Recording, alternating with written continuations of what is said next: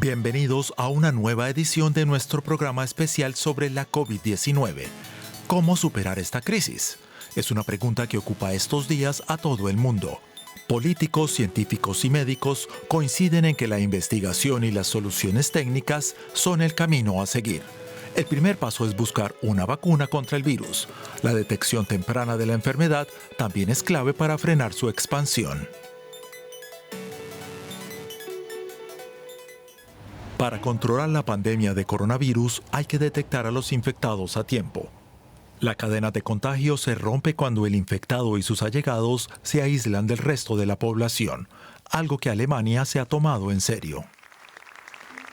Pruebas, pruebas y más pruebas. Por eso hemos incrementado de forma constante el número de tests y vamos a seguir haciéndolo.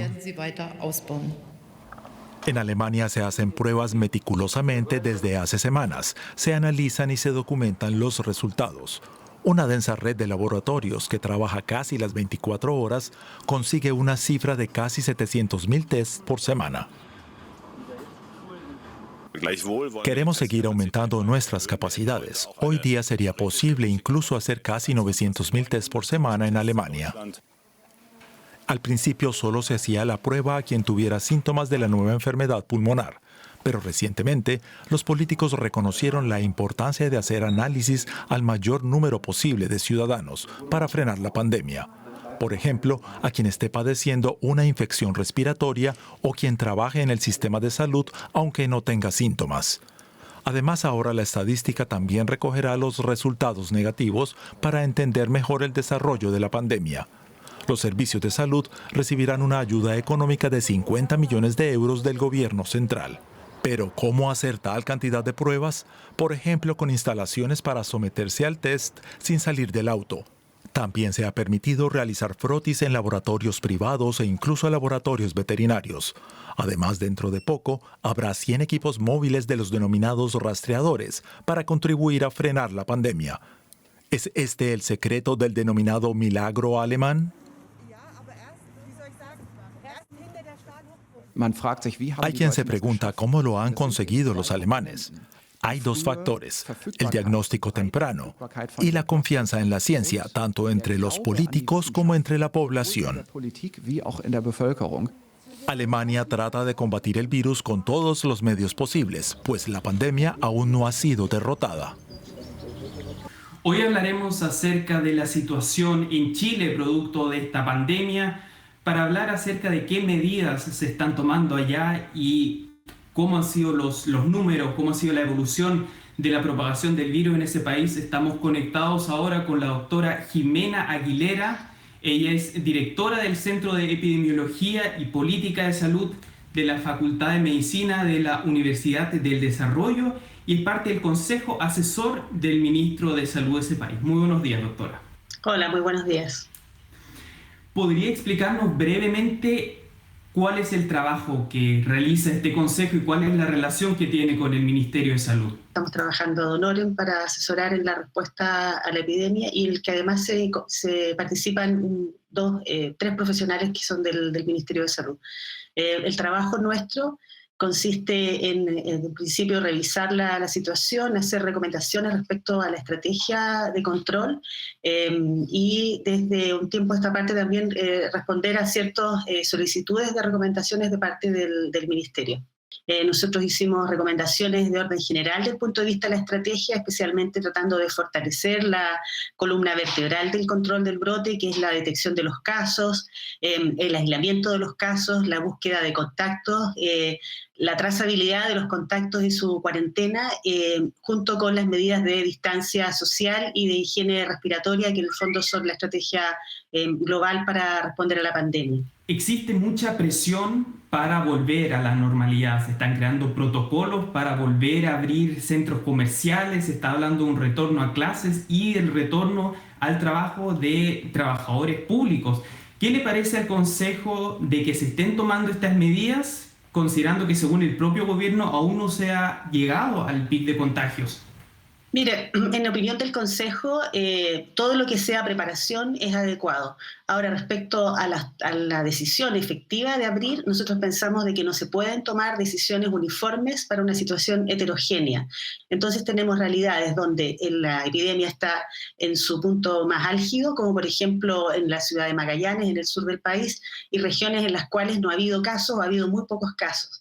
Entonces, en esas circunstancias, lo que nosotros hemos recomendado es que se tome muy en cuenta la situación epidemiológica de cada contexto, especialmente los contextos urbanos, antes de tomar ninguna decisión de apertura. Pero sí, ciertamente estamos de acuerdo en que todos tienen que prepararse para una eventual apertura.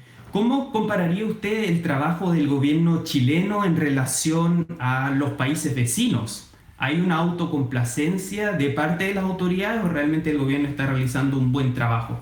Bueno, yo creo que es difícil evaluar el trabajo de los distintos gobiernos en este momento. Se han tomado opciones distintas. Cuando esto pase vamos a poder evaluar cuál fue la mejor estrategia. Yo creo que en este momento nadie puede darse como un triunfador en una situación que sigue evolucionando y que va a seguir evolucionando por tanto tiempo, puesto que sabemos que no tenemos vacuna, todavía no tenemos un tratamiento, por lo tanto estamos a la espera de que existan estos elementos, digamos, para poder controlar mejor el brote. Entonces, en estas circunstancias es difícil comparar, hay que verlo es una carrera de largo aliento esta. La doctora Jimena Aguilera, directora del Centro de Epidemiología y Política de Salud de la Facultad de Medicina de la Universidad del Desarrollo. Muchas gracias por esta entrevista. Gracias. La introducción de una aplicación de rastreo en los teléfonos móviles conocida como Tracing App es una medida tecnológica para combatir la pandemia y permite identificar y romper con mayor precisión las cadenas de contagio.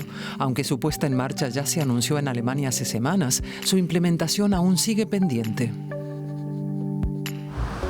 Los teléfonos inteligentes siempre nos acompañan. Almacenan información sobre nuestros hábitos, la ubicación y contactos.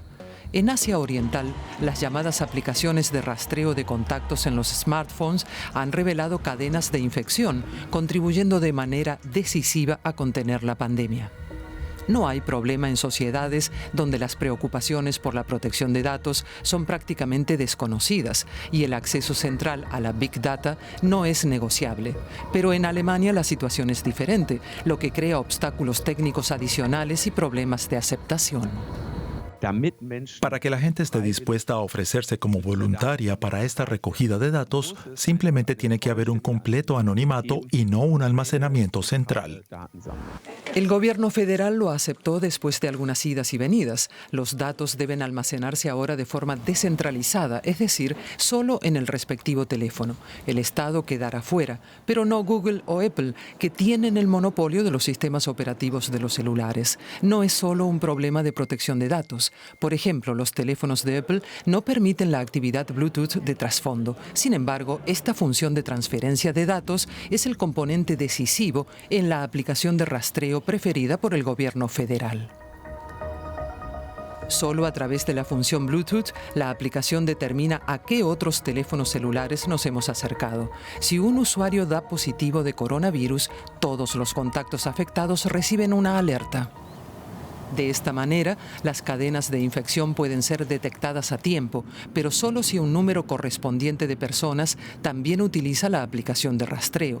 Alrededor del 60% de los alemanes son necesarios para que funcione a nivel nacional, un porcentaje enorme a la vista del escepticismo. En una encuesta de principios de abril, el 45% de personas estaba en contra, la mayoría por razones de protección de datos. El principal peligro es que se utilice esta crisis para establecer amplios sistemas de control y vigilancia, que luego se amplíen a otras áreas al final de la crisis dentro de unos meses.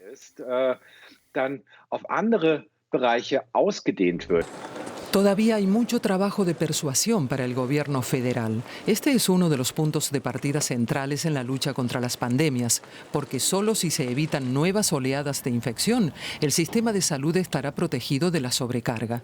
Y solo si se mantiene así, se puede pensar en una mayor relajación en el futuro inmediato.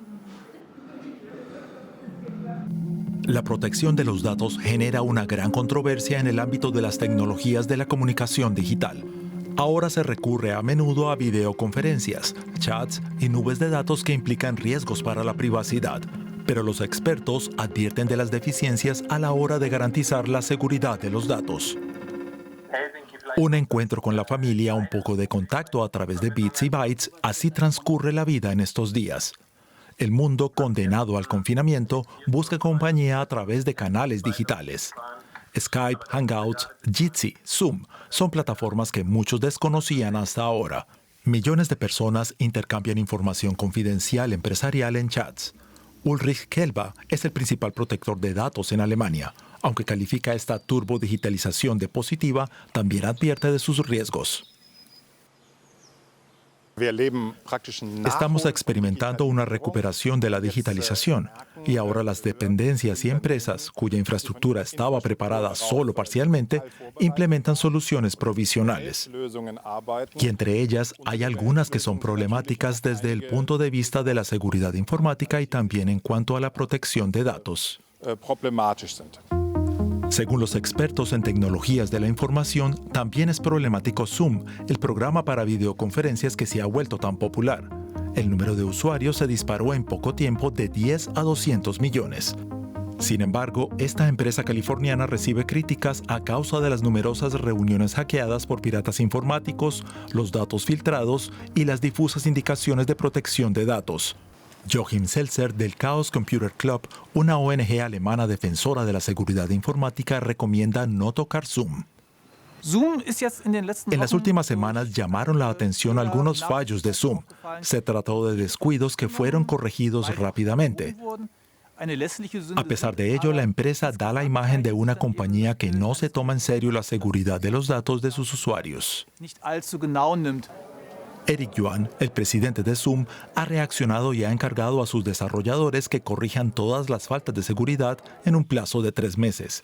Sin embargo, el ejemplo de Zoom arroja un interrogante importante. ¿Cómo funciona todo en su conjunto? ¿Durante este confinamiento se descuida en las redes la protección de datos? Debemos tener cuidado para que esta situación no nos lleve a ignorar las normas propias de un Estado de Derecho. Actualmente improvisamos y probamos muchas cosas nuevas. Esto es ahora más importante que nunca. El coronavirus está cambiando el mundo, también en la esfera digital.